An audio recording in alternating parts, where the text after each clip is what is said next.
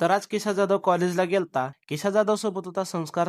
तो तर लाजत होता, पण कसं तरी हाय केलं. मग किशा जाधव लगेच क्लासला जाऊन तिन्ही लेक्चर करून बाहेर आला. मग किशा जाधवचे मित्र लोक सगळे बाहेर भेटले.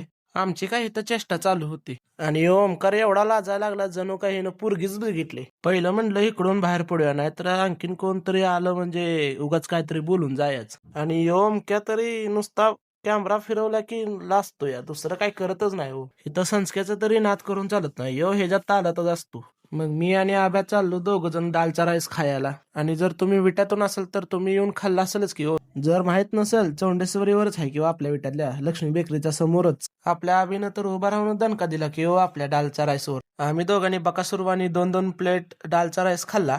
दालचा राईस खाऊन झाले की पैसे दिले आणि निघालो. पहिलं आम्ही दोघं काही बोलत निघतच होतो. आता स्टँडवर पोचलो म्हणल्यावर ना काय टाइमपास म्हणलं, मग गेलो जयतकडे. जयत चाललेला खरसंडी एसटीनं. जयत पण ओमक्या आणि संस्काराने लाजत होता बरं का कॅमेरा पुढे यायला. तवर आपली पण बस आली आणि जाऊन बसलो बसमध्ये. आपली बस विट्यातून निघाली आणि आपल्या रूटला जेवढं गाव होतं तेवढं गाव करून लगेच आलो की आपल्या गावात. गावात उतरलो आणि गावातून उतरून पहिलं आपण गेलो छायरीच्या घरी. दुपारचं टाइम होतं म्हणलं जरा मोकळं मोकळं वाटत होतं. मग घरात गेलो आणि पहिलं पाणी पिलो. घर बारकं आहे पण या घरात गारवा असल्यामुळे एवढं भारी वाटत होतं.